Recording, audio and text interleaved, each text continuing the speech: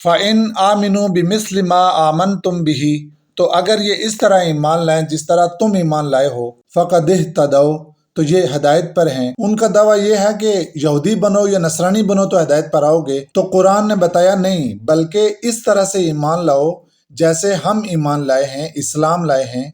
इस्लाम को मनोगे तो तुम हदायत पर आओगे। वाइन तवल्लौ, और अगर ये रूगर्दानी करें, मुंह मोड़ें, फ़इन्नमा हुम फ़ी शिकाक, तो ये हैं ज़िद पर अड़े हुए। और ये ज़िद कौन सी है?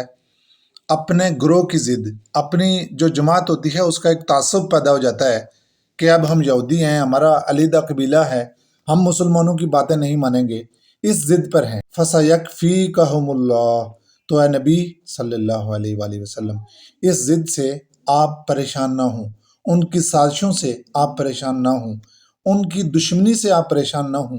अल्लाह आपके लिए काफ़ी हो रहेगा। वह हुवा समीउल अलीम, और वो सुनने वाला, जानने वाला है। सिबगत अल्लाह, अल्लाह का रंग, यानी ये अल्लाह का रंग, ये क्या चीज़ है कि जो अल्लाह ताला की सिफ़ात हैं उनका कोई अक्स अपने अंदर पैदा कर लो। अल्लाह ताला ने अहकाम दिए हैं, इस रंग में अपने आप को रंग लो, यही अल्लाह का रंग है। सिबगत अल्लाह व मन अहसनु मिनल्लाहि सिबगा, और अल्लाह से बेहतर अच्छा रंग किसका है? व नहनु लहू आबिदून, और हम उसी की ताबेदारी करते हैं।